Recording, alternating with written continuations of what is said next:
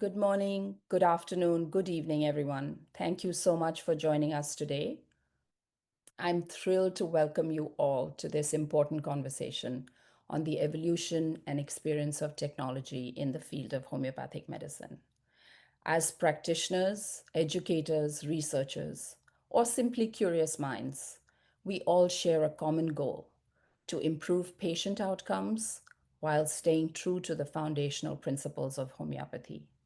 And today, we find ourselves at a fascinating crossroads where centuries old wisdom meets cutting edge innovation. For most of history, homeopathy has relied on deep clinical observation, individualized treatment, and a philosophy of gentle healing. But like every medical tradition, it is not immune to change or opportunity. Today, we're witnessing a quiet revolution. From AI powered repertorization tools and digital materia medicas to cloud based patient management systems and mobile apps, technology is transforming how we practice, teach, and deliver homeopathic care. Over the next hour and a half, we will hear from an impressive lineup of speakers about their thoughts and experiences, their hopes and wishes. I invite you to think critically, ask questions, and imagine how we might shape the future of homeopathy together. Let's begin. I am proud and honored to welcome our first speaker, Dr. Rajan Sankaran, a globally renowned homeopath, teacher, author based in Mumbai, India.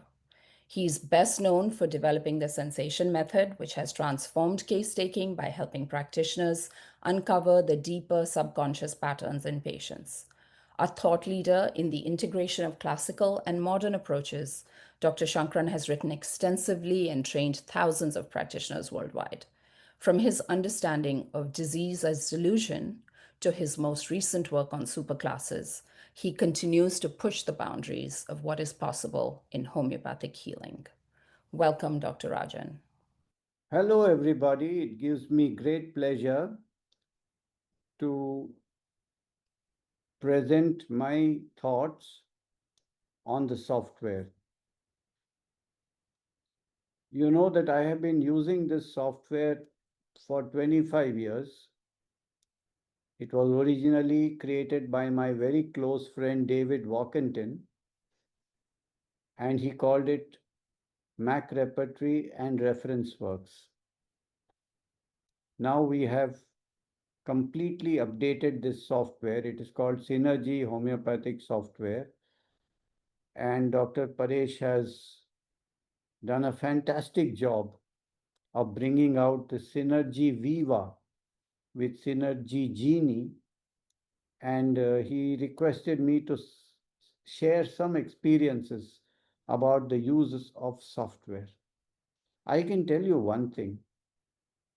I use the software several times a day, and I cannot imagine now to work without them. And I would like to show you a few ways in which I use the software. So for that, let me share my screen and just show you a few things. See, here you can see that the first thing that I use is the reference works part of the software. And here you can create a search box and you can combine many symptoms in it into a search string. And this is something I used to use very often earlier. I'll show you how. Here is a case of a man with anxiety disorder, with fear of suffering, a constant state of anxiety, and he is a known case of cardiomyopathy. I'm just going to give you a few of his symptoms. He has sweat in the palms and the soles. The perspiration is offensive. It is more in the upper part of the body. He used to have many abscesses in the past, and he's very sensitive to cold. He's a very chilly patient. One of the main sensations we found was a kind of numbness or anesthesia. For example, he had a dream that he is in an elevator and it is going up and down, and suddenly it bursts out of the building and goes into the space. Another dream that he had was of the situation in World War II, and he could see people in a gas chamber and getting gassed by Zyklon B, which is a poison. Or another situation in his life, or maybe a dream, where his wife dies and he says, I died with her. And I said, what is the experience? He said, it was a total feeling of numbness or anesthesia in all of these situations. So, what I did in his case is I took in the reference works, I put in the search string perspiration within 3 words of hand in the same remedy as perspiration within 3 words of feet,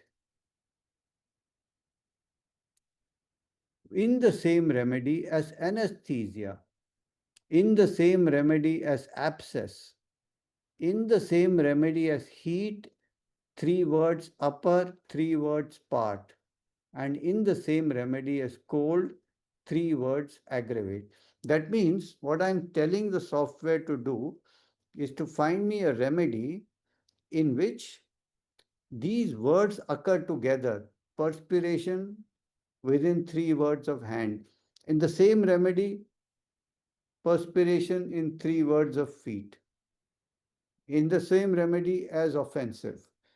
So I'm creating a search string. Now you cannot do this with a repertory, but you can do this with a reference works. And you can see how it looks. Perspiration 3 hand, remedy perspiration 3 feet, 3 offensive. It means offensive perspiration of the feet.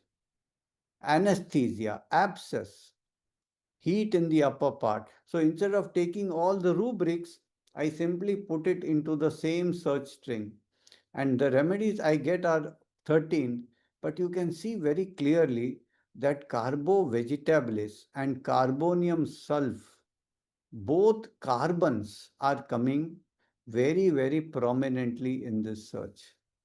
Now, when I do a repertorization, I get extremities, perspiration, offensive of the feet, abscesses, anesthesia, cold aggravates, and flushes of heat in the upper part of the body. You get 2 carbons, carbolic acid and graphites as the main.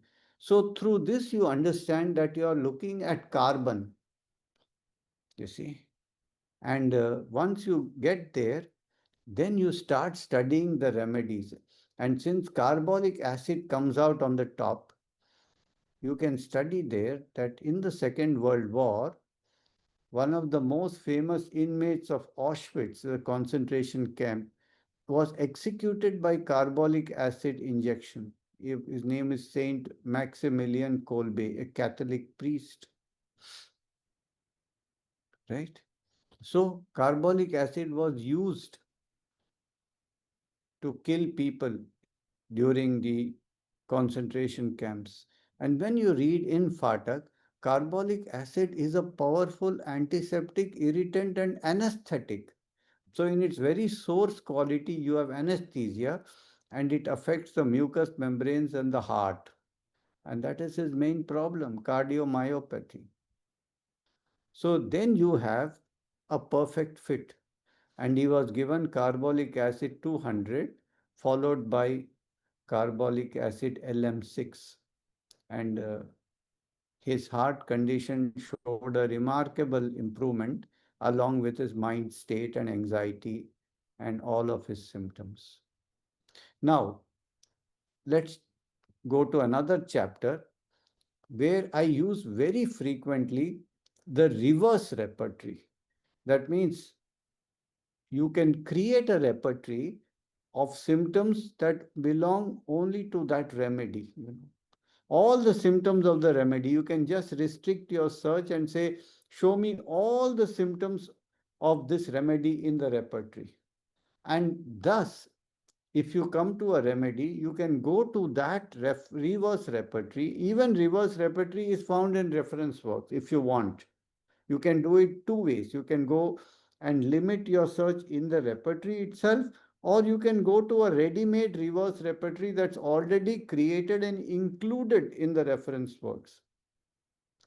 In either case, it's a very, very useful function because once you think of a remedy, you can go and see what are the symptoms of the patient that are in the remedy, and you get some fantastic clues.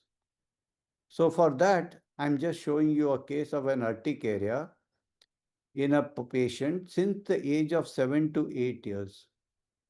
And he's regularly taking antihistaminics. It appears almost every day, mostly in the evening about 10 p.m.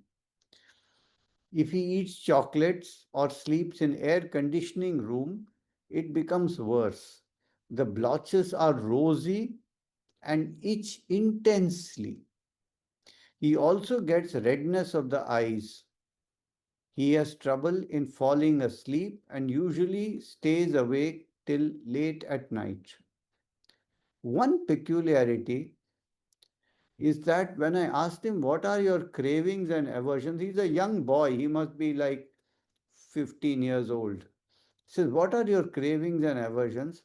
He says, I like only home food. I don't like to go out anyway, whether to eat or for anything. I just like to stay at home. That's very interesting. And sleepless, he remains awake till very late at night. And when he does sleep, he gets somnambulism and nocturnal enuresis even at that age.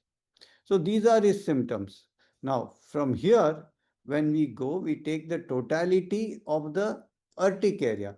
So one way I use the repertory is I create local totality. That means the complete totality of one aspect. In this case, you have urticaria at night, urticaria chronic, urticaria in children, urticaria better by warmth and worse from cold.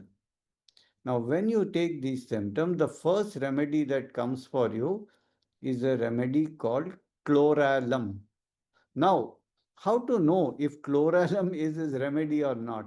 Here I use the reverse repertory. Then what I do, I start looking at the symptoms of chloralum. And what do I see? Home desire to go, somnambulism, involuntary urination, incontinence in bed, and allergy for food. Here we see chloralum. So then you know that chloralum is not only covering exactly the local totality, but in the reverse repertory, you see indications that are beyond the local totality. Then you can be really much, much more sure about the remedy. So that way, the reverse repertory helps you to be sure about the remedy. So when you go in the reverse repertory, I also found many interesting symptoms of chloralum that I would not know otherwise, like sensitivity to noise. It disturbs his sleep.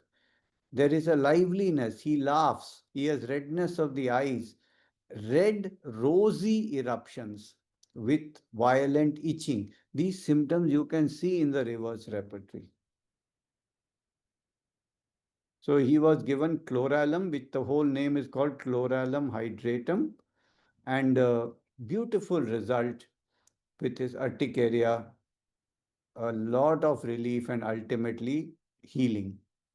Now, I want to say one more use of the software which I used extensively, and that is in the derivation of the plant family sensations. At some point, I was working with delusions, and from delusions, I went to sensation. But then, how would I know which family has which sensation? You know? For that, I used extensively the software.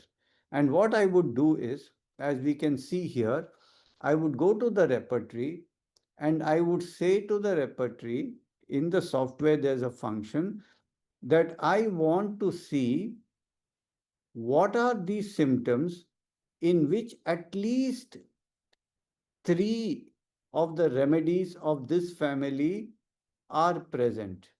And I want to limit my search to rubrics that are less than 30 remedies or less than 20 remedies. That means what I am asking, which are the rubrics in which a big percentage of the remedies belong to this particular family. So those rubrics, those sensations must be very central to this family. In this way, I discovered the sensations of families like compositae, anacardiaceae, hemamelidae, or any like ranunculaceae. I have written all these derivations in my book, which is called Insight into Plants, Volume 1, 2, and 3. And there you can see how exactly I derived and how useful the software was. And without the software, I simply could not have done it. And those sensations of those families, which I discovered 20 years ago, are still so true and so applicable. And the chart of family sensations and miasms as well is as useful today as it was 20 years ago. So, this is another use of the software. There are so many that I could not enumerate in a short time. But then Dr. Paresh asked me to speak about what kind of additions, what kind of more features I would like to see. And I tried to think about it. One way is I would like a link directly from the repertory from the reference works. That means suppose there is a rubric in the reverse repertory that says, let's say, bashful in the presence of strangers, something like that.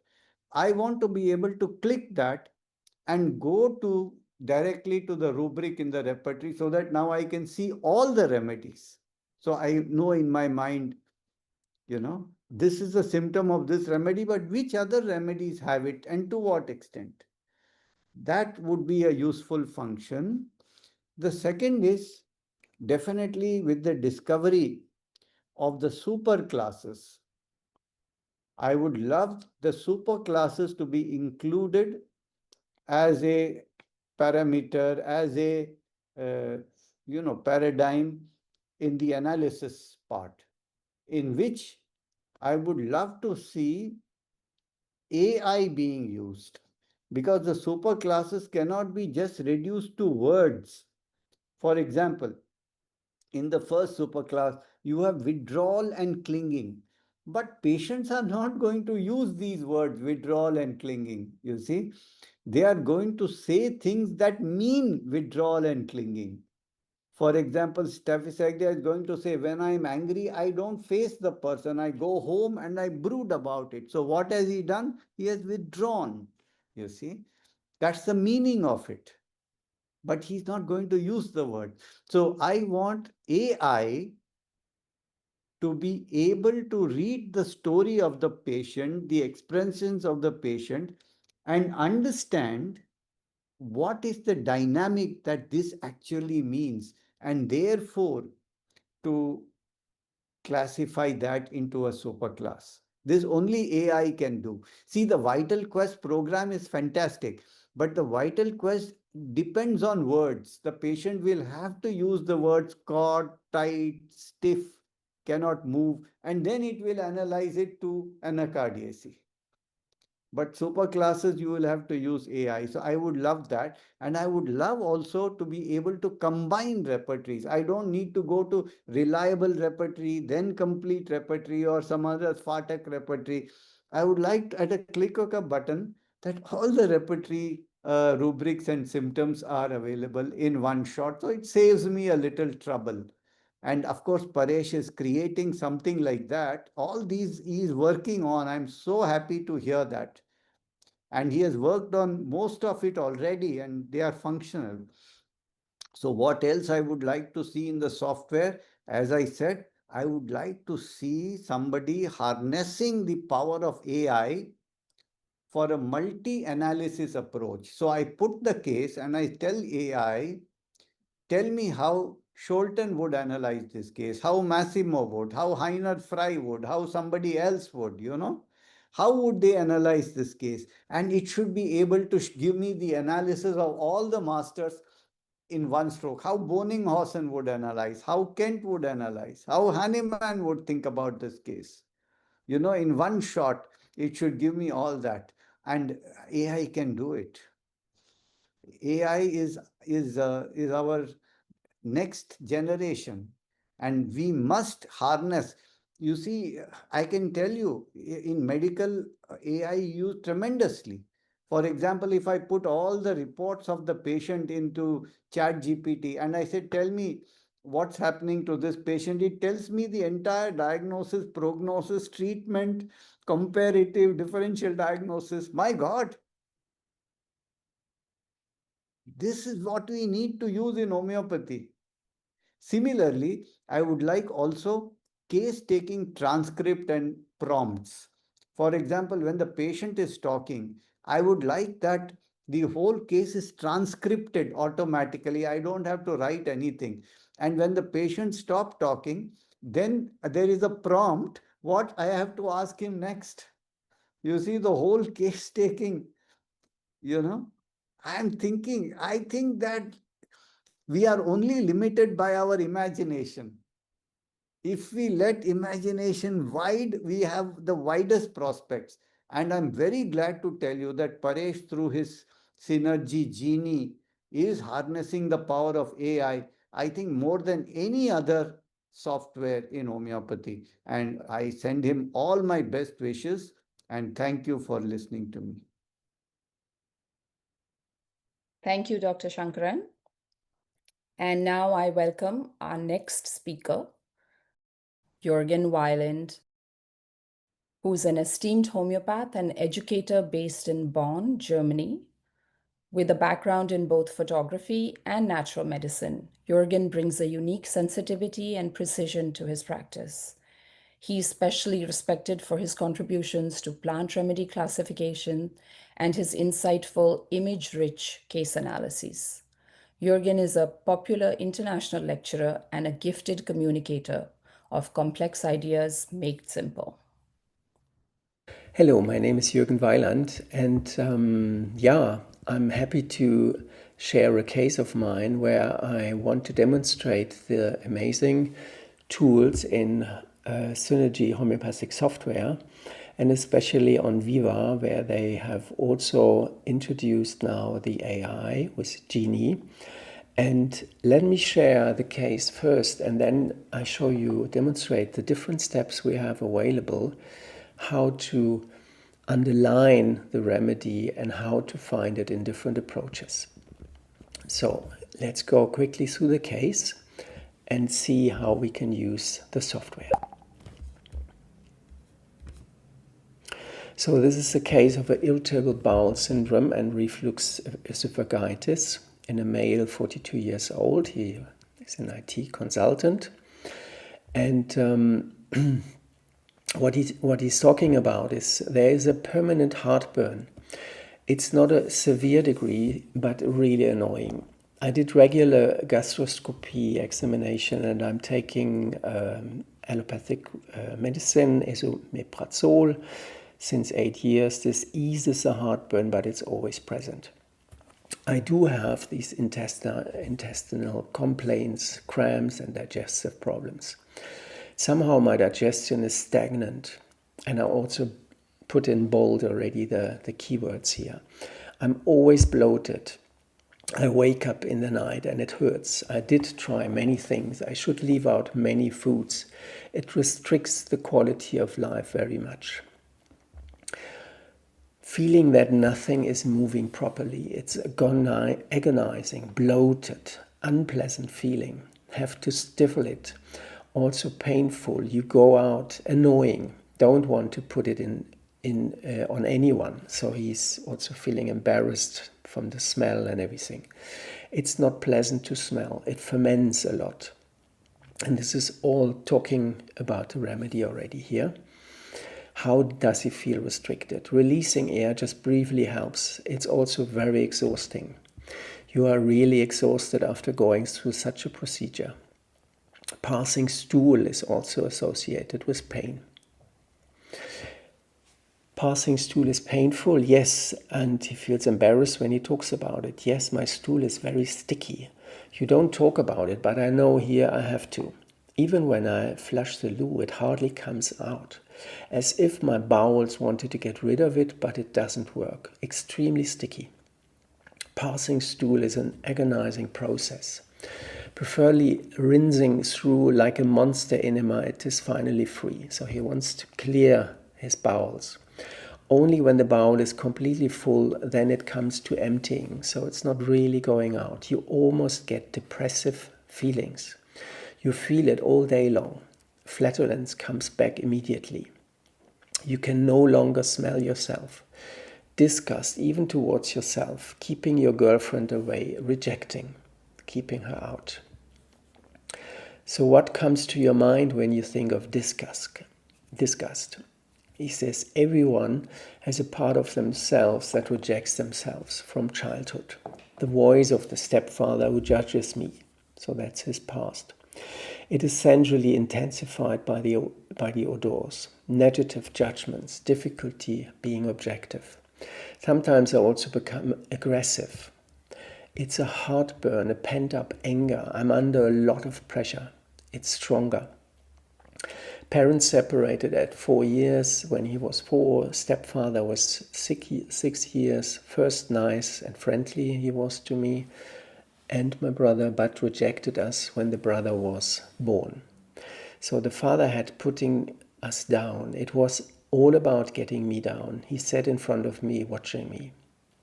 How stupid I was. To this day, nobody is allowed to watch me. Stupid worth nothing. The flatulence has a bad smell and made it even, with its bad smell, made it even worse. So which food can't you tolerate? He said, what I like, but what doesn't work at all is sauerkraut, which is pickled cabbage. Very typical German food, meal. After that, it really gets going, but also beans, they make things much worse. So he gets a lot of fermentation and everything after that. Air that passes through the intestinal wall gets stuck. The basic feeling is free yourself from the sticky coating. Circulation is disturbed, blocked the whole system, like a kind of holding, no smooth flow, no free flow. There is a blockage. So it's repeating these key words. Yeah? And I asked him, what is the opposite? And he said, it's a complete digestion process. Clean, nothing sticks, a lot comes out. It's a clean process. In my job as an IT consultant, I take on everything. Every customer, take everything personally, every mood. It doesn't go well. It's hard on the stomach. So he gets heartburn, he's upset, he's very sensitive. I realize that I have a lot of anger inside me. I take it so personally, a lot of repression, really bad aggression, can't let it out, can't control my emotions. I never learned to defend myself like that, never fought. I grabbed someone by the collar once, but I couldn't do anything. I also did martial arts.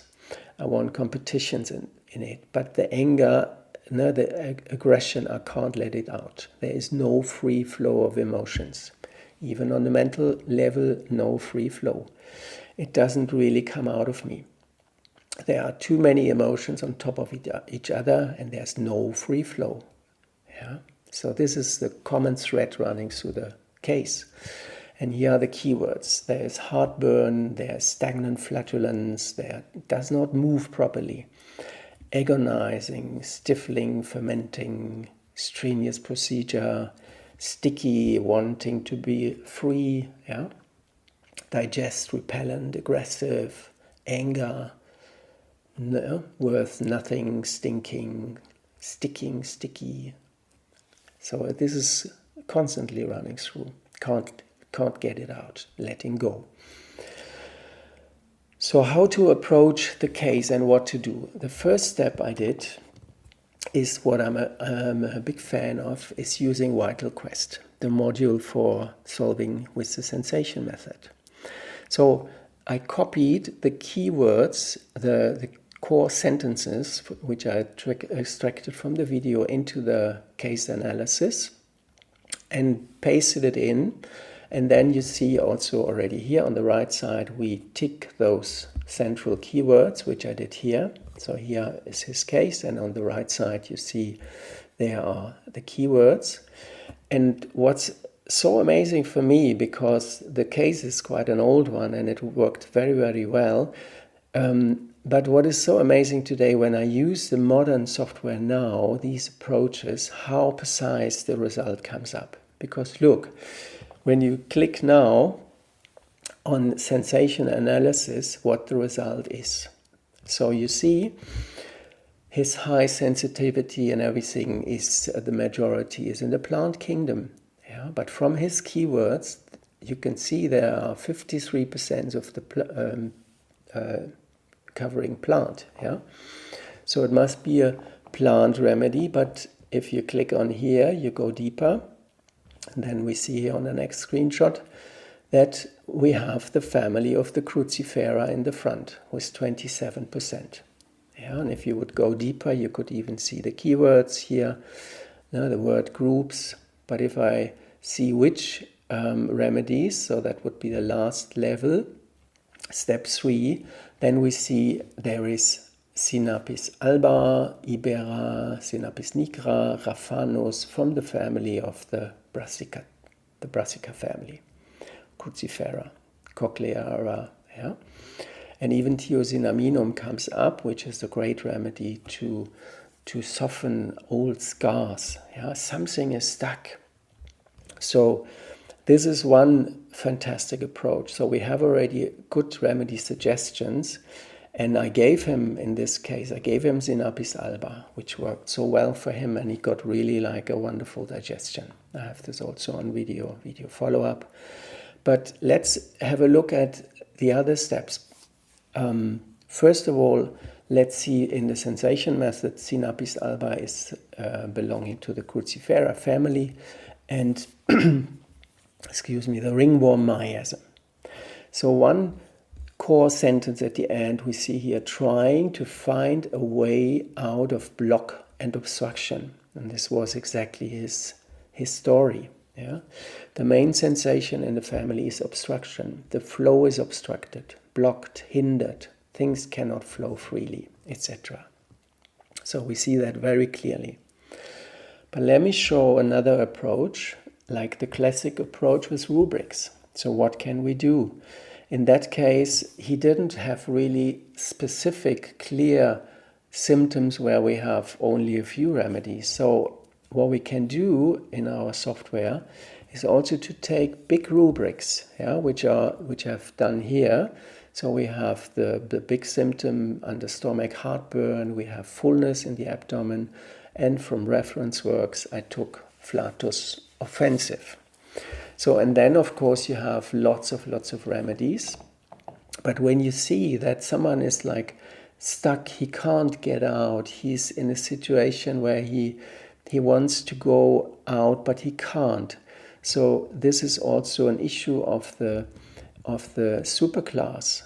So if we do the superclass approach with these 3 symptoms, we can say he belongs to superclass 4. And we know there is also written here, stated inside Viva, which is beautifully. You can just look at the superclasses in Vital Quest. So we have obstacle, barrier, disturbed, smooth flow, in, out, home wants to stay or leave home. Yeah? And this could even be in the bowels, yeah? To leave or stay, but then the fermentation starts. And the cabbage family has a lot of these issues.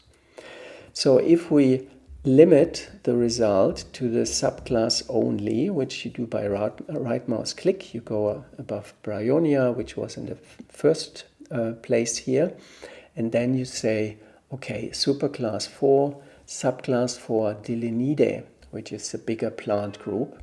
And then you see we have Bryonia, Sinapis alba, Rhododendron, which is a Erica, Colocynthus is a Viola family, Violalis, it's actually a cucumber family, Colocynthus.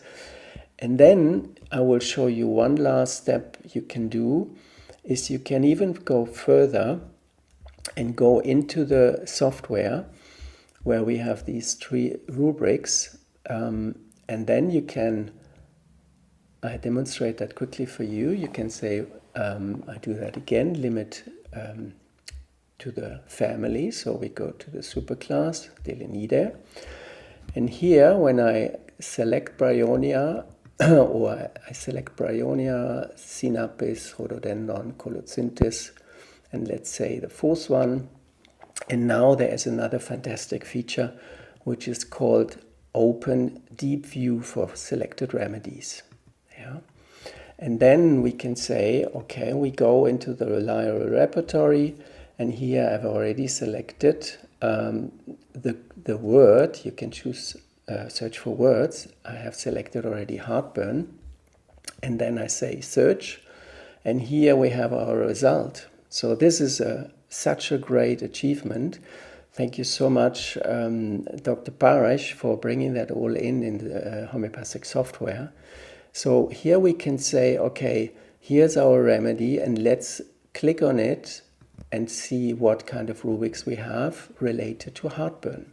And then we see in the reliable repertory, we have eructations, heartburn, pyrosis, we have with eructations, yeah, frequent hot air. So he was always talking about this burning, heartburn, etc. And the same we can also do with the other remedies. We could click on Bryonia and compare. So for me, to summarize it, to sum it up, there is so much potential now in the Synergy software, and especially with Viva, where we have here fantastic tools to compare the remedies from different approaches, from clinical aspects. Sometimes for my teaching preparations, I just go to a place where I say, I just want to see clinical issues, like in acutes, yeah, show me remedies for acute bronchitis, main remedies. And this is fantastic when you do comparing.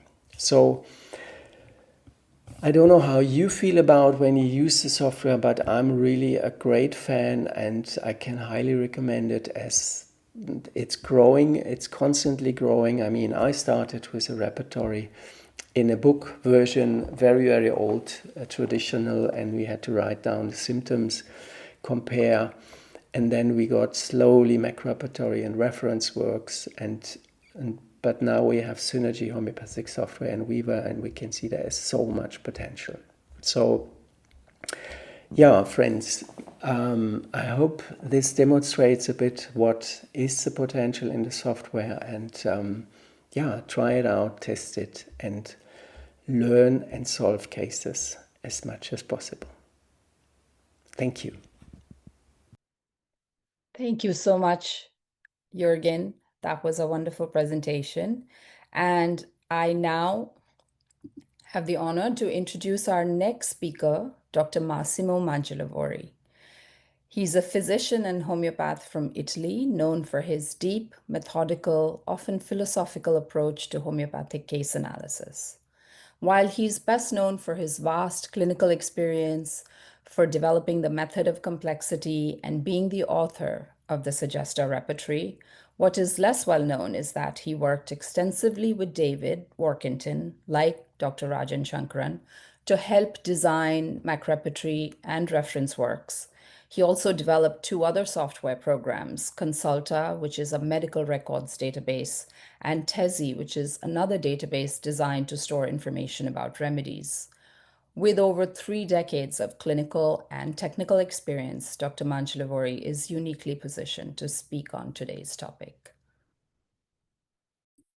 This is Massimo Mangialavori from Italy. I was requested to say something about the advent of computer science in homeopathic medicine.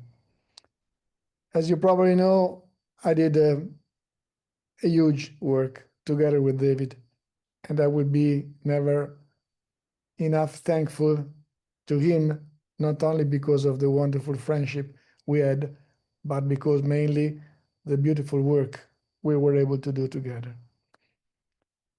Let me say that the most important issue, I'm really happy about what we did, was how we customized the analysis strategy in MacRepertory. And this is something that I'm trying to do even better now that we can using SHS program. I tried many times to speak about that, to try to teach that. If I have to be honest, even after the death of David, to the dealers of MacRepertory, and it was funny to discover that the most of them didn't know this topic, they didn't know this possibility of customizing your analysis. You should know that we must use an algorithm. Otherwise, considering the gigantic difference between certain remedies which are present in the repertoire with some decades of thousands of symptoms in comparison to others that could have, less than hundreds, it is incomparable. Obviously, we should have always the first 50 big polycrest of the repertoire. So in order not to have this, every program has to use an algorithm. The issue is that, first of all, any algorithm usually is the result of what we think an algorithm, a procedure, an analysis should work, which is a beautiful idea, of course. We can use different kind of ideas in order to customize our strategy, basically speaking, as you can choose now according to the number of rubrics, to the intensity of the symptoms, to the grade of the symptoms, and a few other things. But I think that generally speaking, all the programs and even a large part of our way of thinking and literature, it is still working, studying, thinking on a kind of gigantic mistake, in my opinion. I'm not saying this to be critical, but to try to improve our understanding of that. What I mean is that we continue what Hahnemann probably suggested us to improve the amount of remedies, to improve the amount of information, and so on. But I think it's time now to mainly work on the good results that we have in our daily practice, the good result that each one of us could have. And now that we can use even something better than before, it is extremely important to work even with the bad results, because from an analysis which is not really helping us to suggest the right or a good remedy, we can learn that those symptoms are not good enough to be precise for this suggestion. So what I mean is that when David showed me his analysis, is enhanced analysis, because at that time on radar there was the expert system of Vitulkas, which was not available, unfortunately, for Mac repertory. I told him, David, I think that in my practice, usually the most interesting remedies are in the first 10, 15 position. So what we should do now is to take cases with this analysis and adjust our program in order to be as close as possible to what I've seen. I don't think it is such an interesting idea. To me, it looks something absolutely obvious. But this is what we should do. On one hand, it is beautiful that we can be even visionary and imagine that a kind of repertorization should fit according to our ideas, but at the end, the most important issue is what you did successfully, and this should teach, should improve the learning of our program in order to adjust our repertorization as better as possible.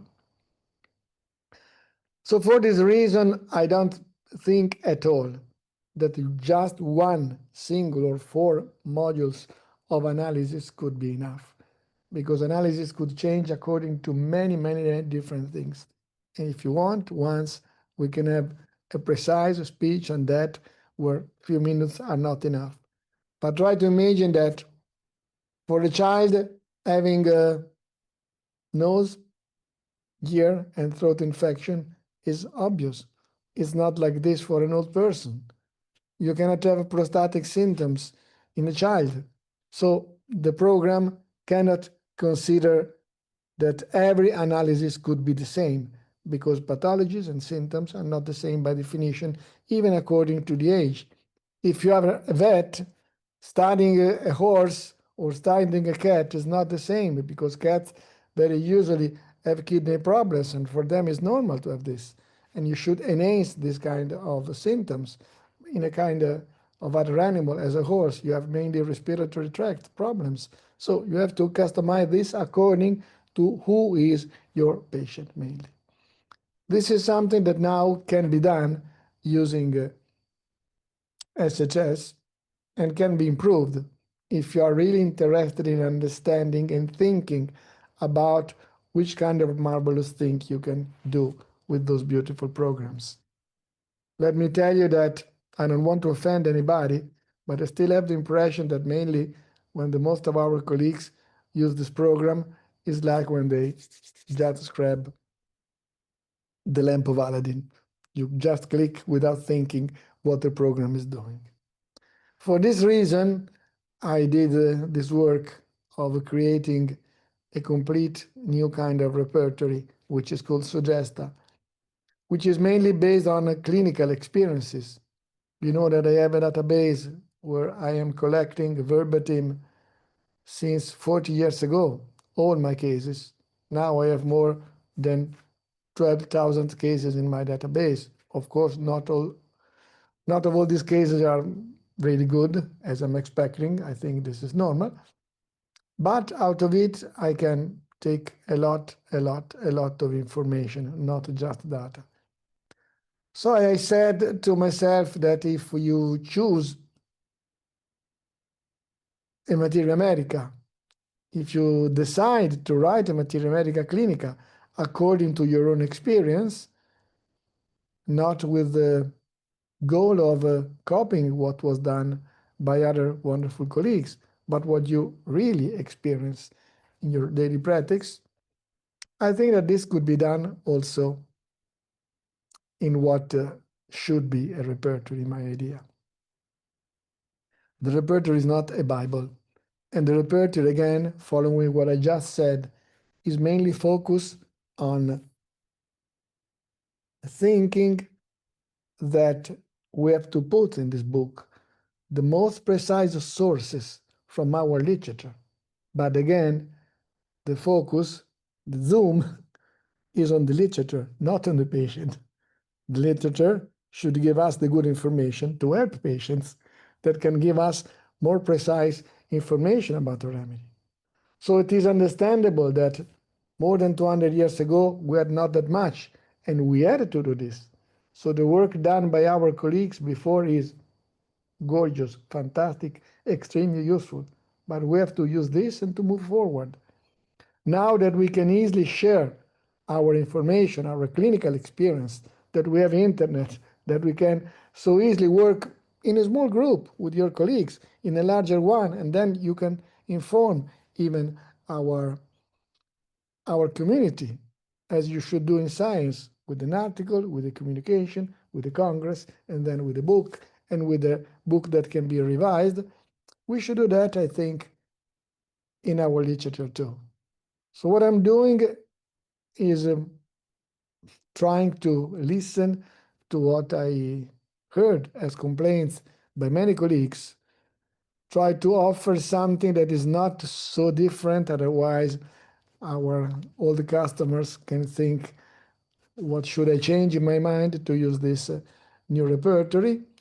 But whenever you do something new, there is something that you have to learn. So Suggest is full of correction, is full of better and many more cross-references.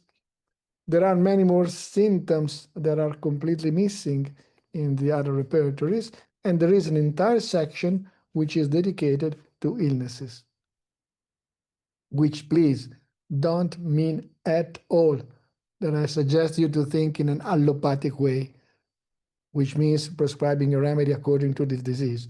I never did that.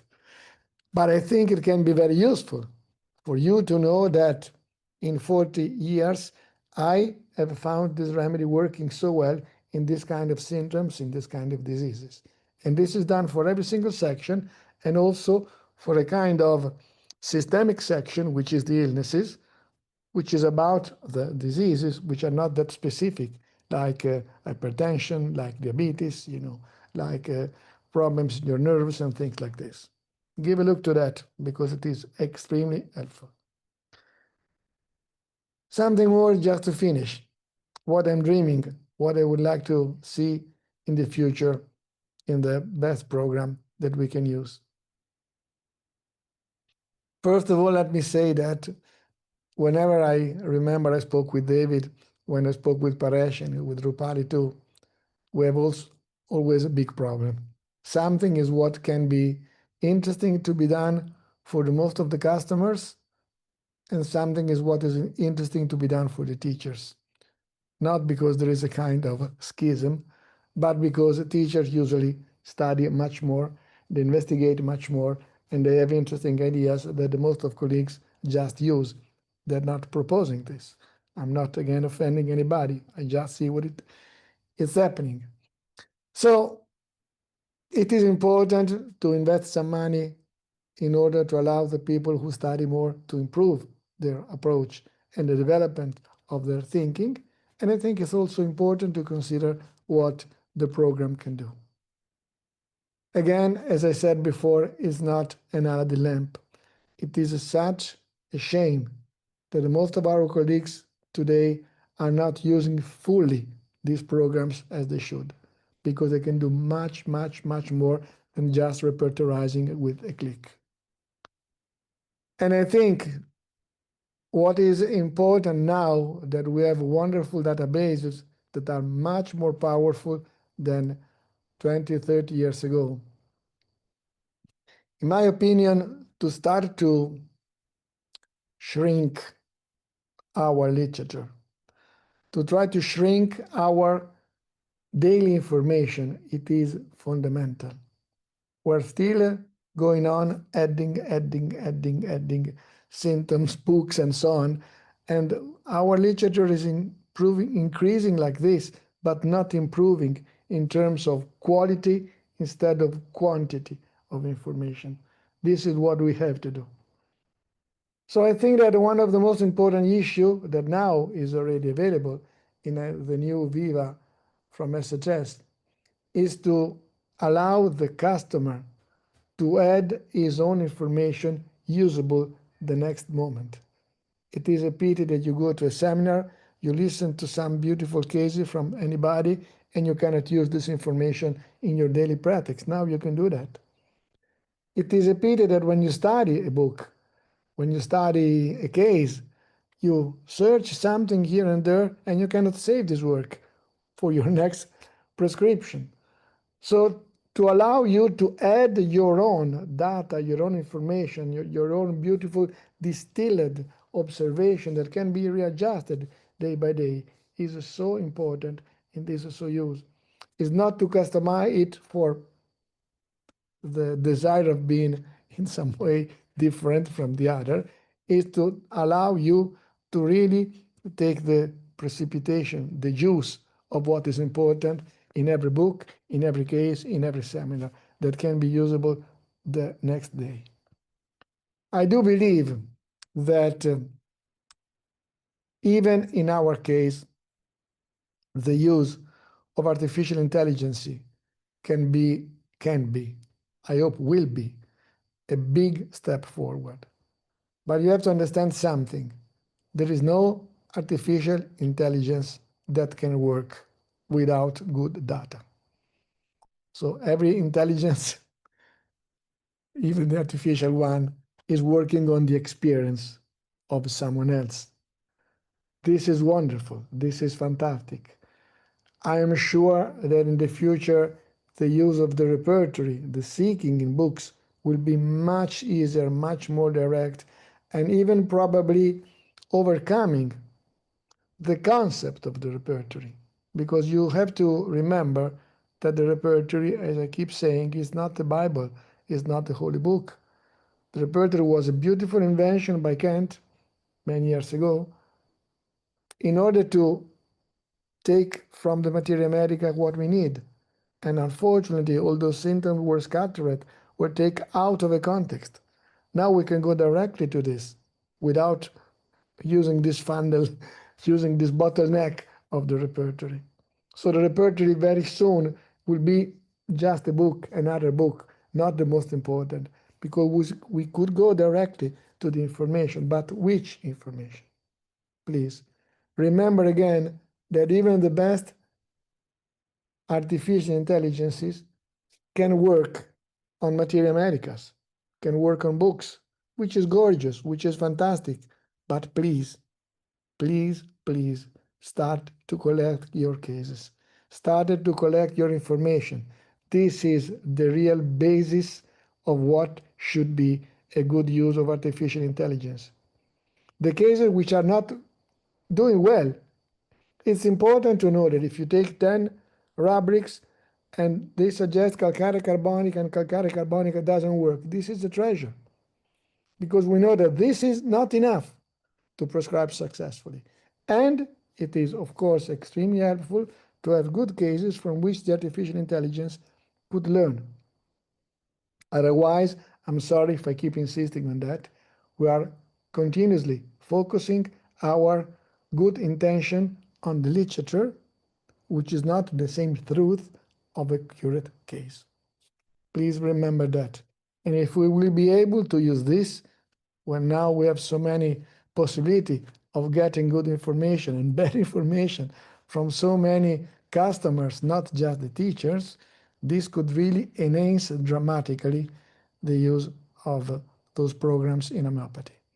Because homeopathy changed outrageously since the computer entered in our science. I am sure, I'm sorry to insist on that, that the importance of that is not still really understood and digested, because this is a dramatic shift which changed a lot our way of studying and thinking. Please consider that, because we can do so much more in the next years.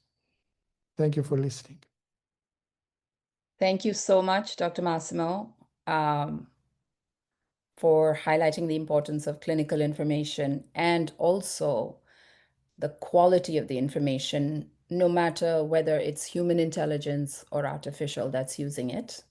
I now welcome our next speaker, Dr. Gaurang Gaikwad, who's a rising star in the global homeopathic community, known for his energetic teaching style and innovative use of classical materia medica. Based in Mumbai, he has studied under the field's great masters, including Dr. Sankaran and has quickly become a sought-after speaker for his ability to simplify complex remedy pictures. Dr. Gaikwad is deeply committed to clinical excellence and sharing knowledge with the next generation of practitioners. Welcome, Dr. Gaikwad. So hello everyone, and I hope all of you are doing well. So very interesting for me to share with you some thoughts about repertory and especially some thoughts about what we are doing recently. So I'm in homeopathy for the last 20 years, and materia medica has always been my first love. So a lot of my first few years was involved just with different classical materia medica, Kent, Tyler, Nash, Dunham, Pulford. That was my favorite thing. And then, of course, I got involved with repertory. Initially with Kent repertory, then Fatak, then Bogart, then Bonninghausen, then Nair, then Clark. Of course, the later newer repertories followed. So I have been, and this is a very beautiful sketch done by one of our colleagues. So I've been very, very interested and involved and intrigued by classical homeopathy for the past few years. And although I'm a huge kind of encourager of using the book, the Kent repertory, the Patak repertory, the Bonninghausen repertory, actually in book form. That is something that I highly recommend. Even on my table, there is always a Boric Materia Medica, there is always a Fatak repertory, there is always a Kent repertory. But once you know the books well, I think the next step would be to use software, and I feel software definitely can refine your knowledge in repertory and definitely can help you kind of save a lot of time to find exact remedies or come towards group of remedies that you would not normally think about. So there is no kind of two ways about it. I've written a bunch of books on repertory. These are the 3 books which I have written on repertory. I have written about 6 to 7 books till now, but these are the 3 ones on repertory, and my first book was also on repertory. So repertory is something that I really am very, very fond of actually. And yeah, I'm going to share with you some case experiences. I'm of course going to summarize it for you. And this is a case, very interesting case, 4-year-old child who had a head injury and subarachnoid hemorrhage.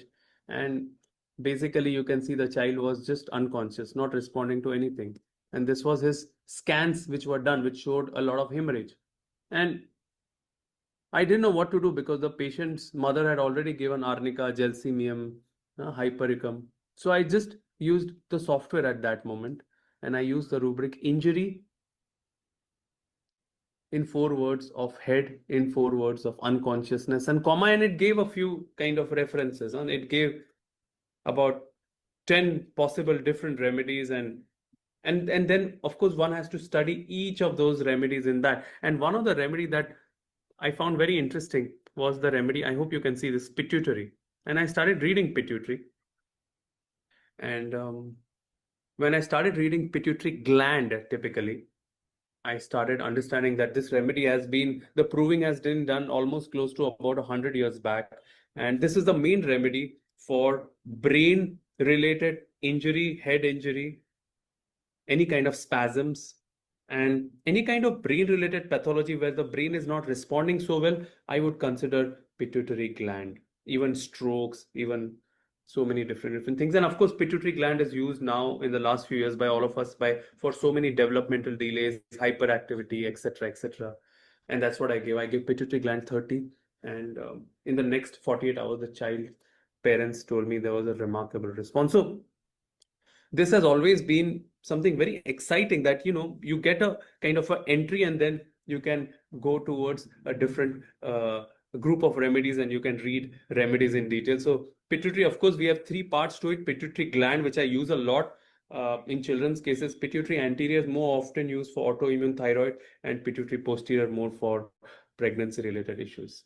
I'm going to give you some couple of more examples. This is a case of a lady whose wound was not healing at all. She was admitted in the hospital. And when I saw this picture, the main thing that I observed, and there were no symptoms in the case. Yeah, I'm trying to share cases which are complex cases, and this is something that I'm always very excited about. It was an old lady, very, you can see this ulcer. She had diabetes. She was disoriented. So when I observe this ulcer, first of all, you should know how to see it homeopathically. Homeopathically, this for me is a perforated ulcer, right? Now, how to see this in repertory? So one of the ways to see it is in Nair repertory. Nair repertory is another repertory, one of my favorite repertories. It's built on herring guiding symptoms. And I looked at Nair repertory and I found the rubric in generalities chapter. I used directly the repertory.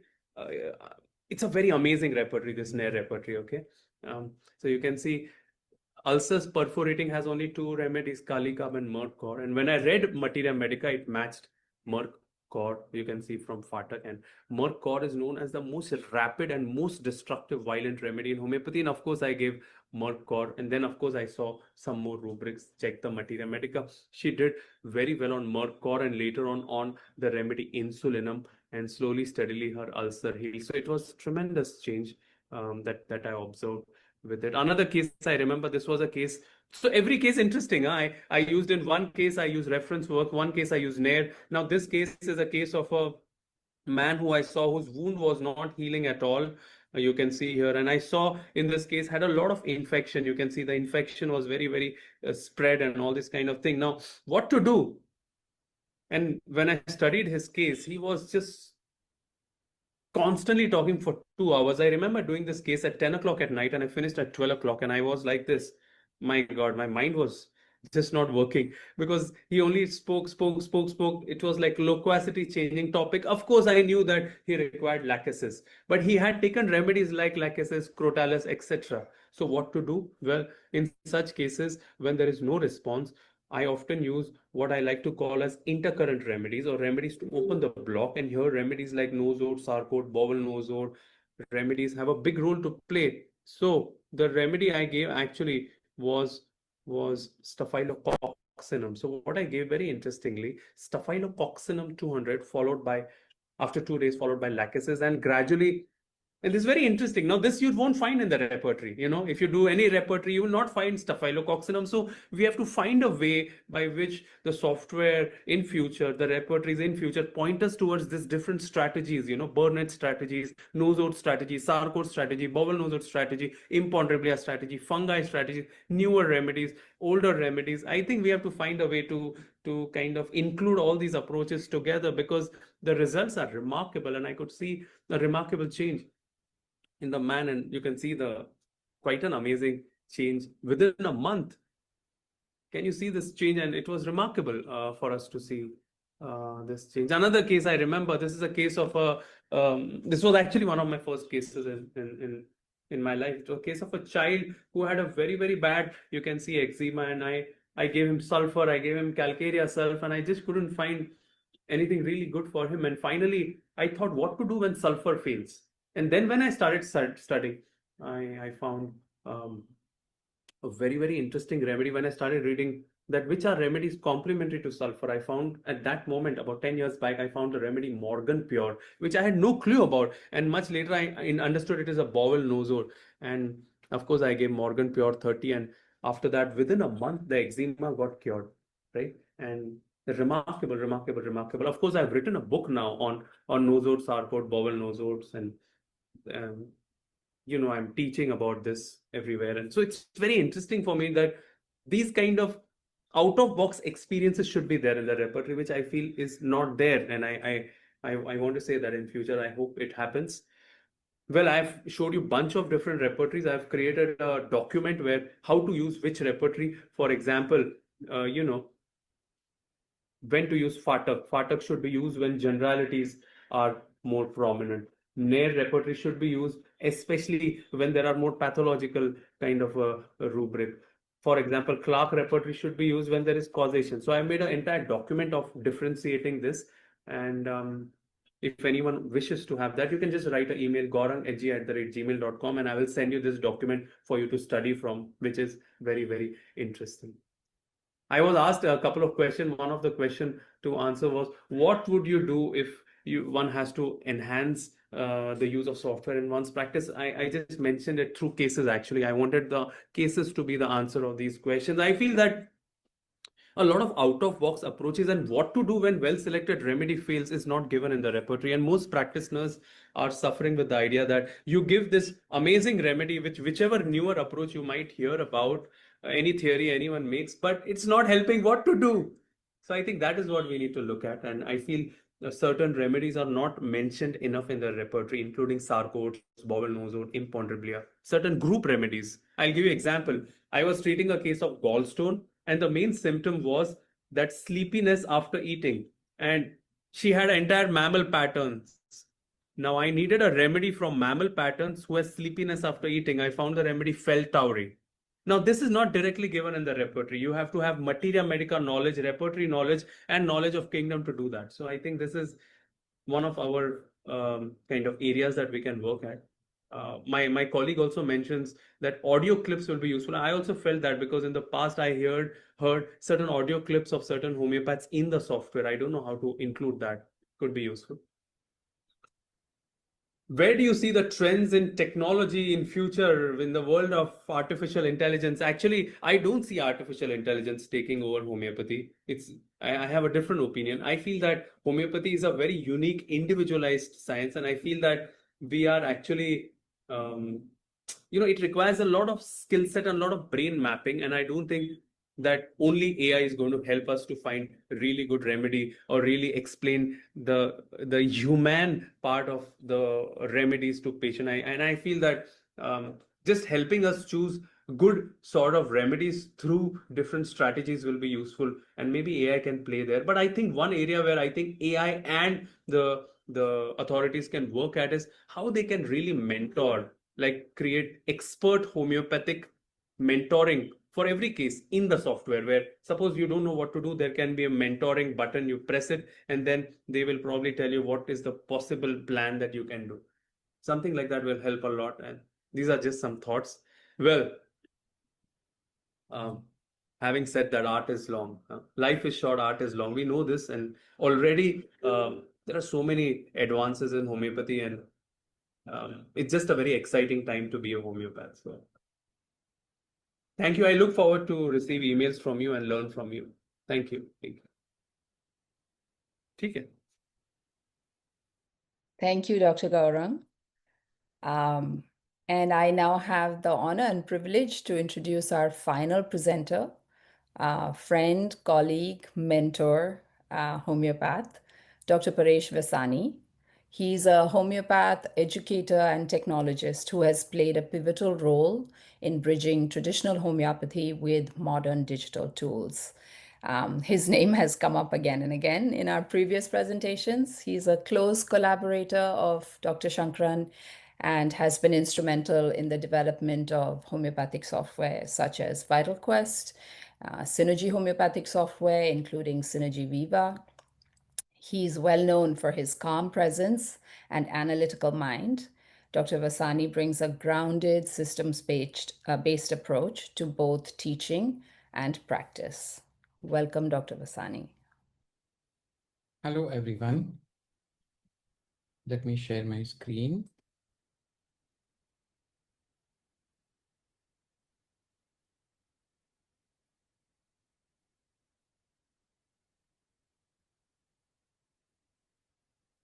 So we are going to talk about the future is now.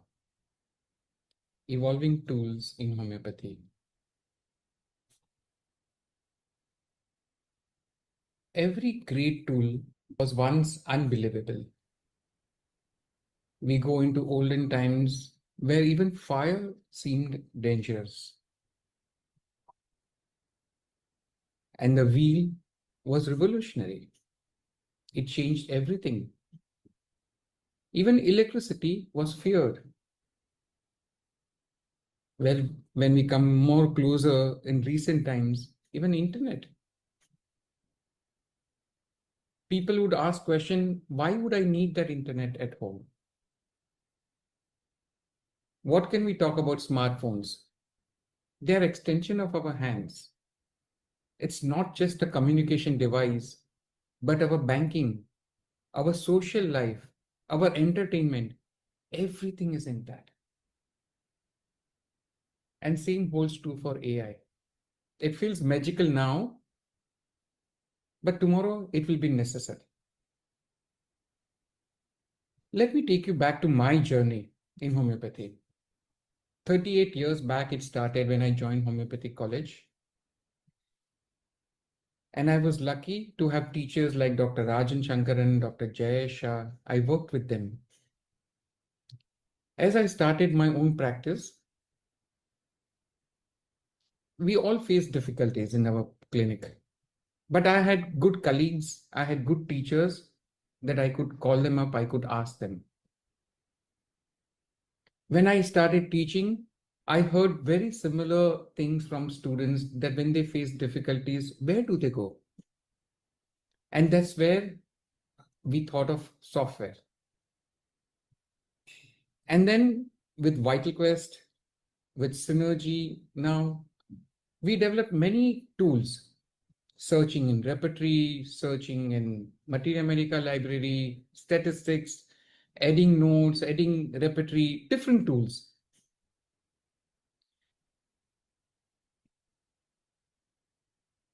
But then now there is a time, there's a quantum shift that has happened.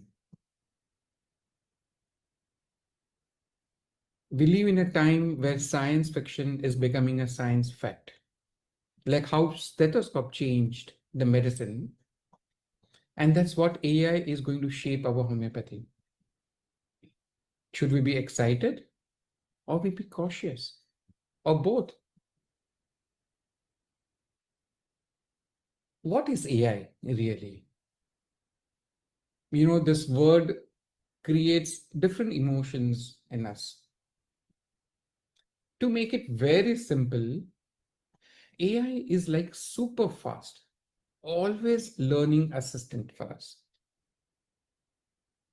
It doesn't feel or heal, but it can process and it can summarize the data at amazing speed. Just imagine a library assistant or some assistant in your clinic. And this assistant has read every book in homeopathy, every rubric, every medicine, every method.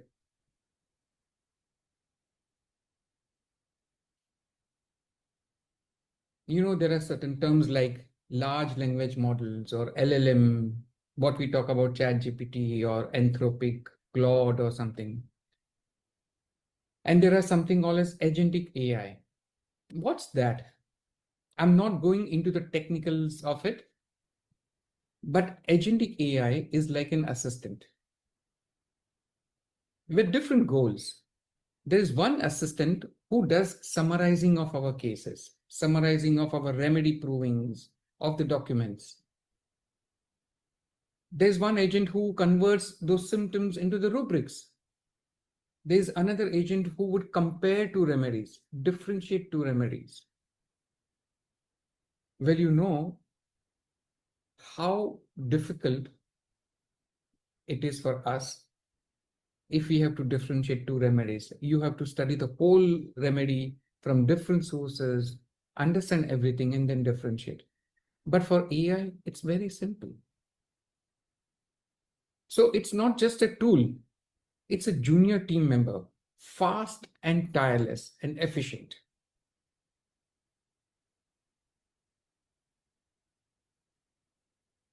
And this question comes to our mind. Will AI replace us?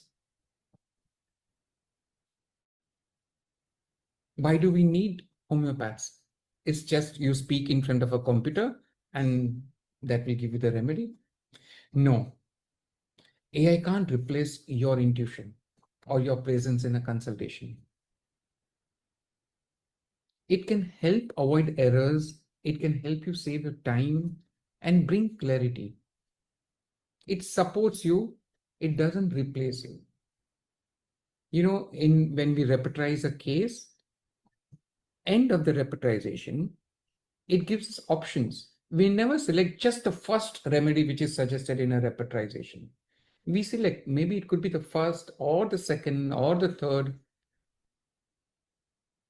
In a similar way, AI will become your support, your assistant. It will help you take the right decision.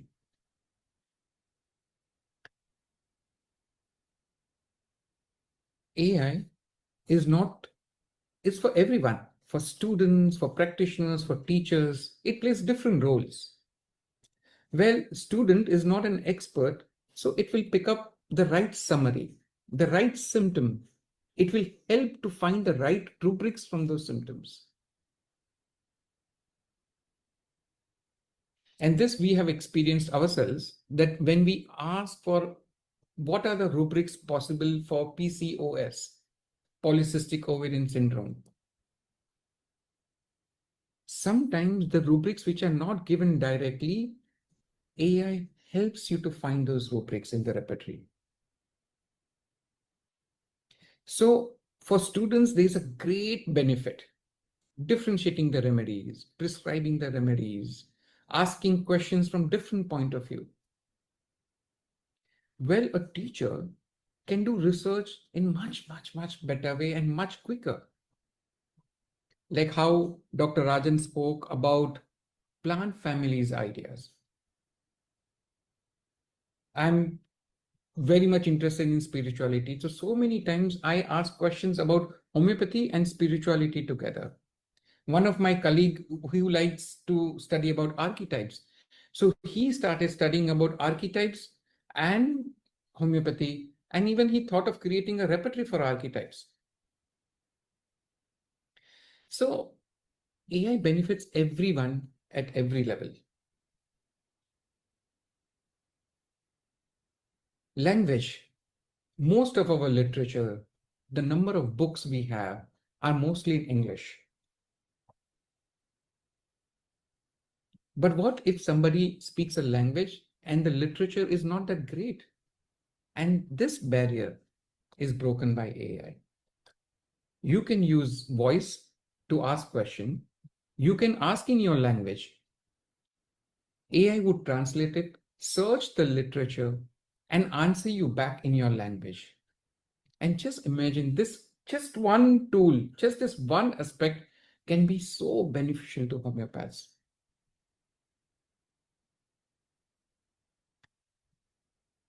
Finding patterns which we miss. Imagine a case which is 4 pages long or 10 pages long, 2 hour long cases. Patient speaks something in the beginning and there's some connection in the middle and in the end. This is very easy to find this connection, to create summaries. There are so many times we may miss some remedy, we may forget something. This is where it can be very helpful. It's not only about the patients, but also about the remedies, also about provings. Those who have taken part in provings and who created rubrics and everything, they know how much time it takes to do one proving. And there are newer ways of materia medica, of repertory that opens up. Superficial or supercharged? And this is a question. AI won't make learning shallow. It can make it deeper and faster. You know, people say students will not work hard. They will not try to study rubrics. Well, if AI used well, it gives much more time for understanding, not less. It gives you much deeper understanding. Are we becoming too dependent on it? Yes, I agree. We are becoming dependent. But how dependent are we on the electricity? How dependent are we on the phones? So these tools, they don't make us weak.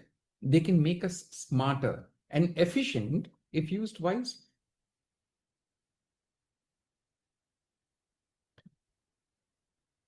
Intuition plus AI. That makes better homeopathy.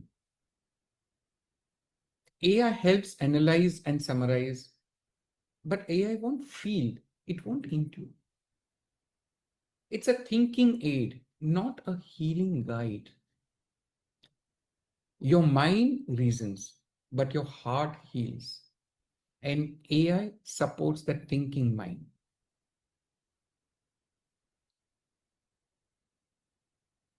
What's next? So we'll have to educate ourselves, our students. We will have to create lots and lots of tools which aligns with our philosophy. And our imaginations can go wild. There are so many possibilities. Preserve the soul of homeopathy while using these new tools and stay human in this age of machines. It's not man versus machine, but it's man with machine. Technology can amplify our intuition. It can sharpen our analysis, and most importantly, it can help us honor the individuality of each case with even greater precision.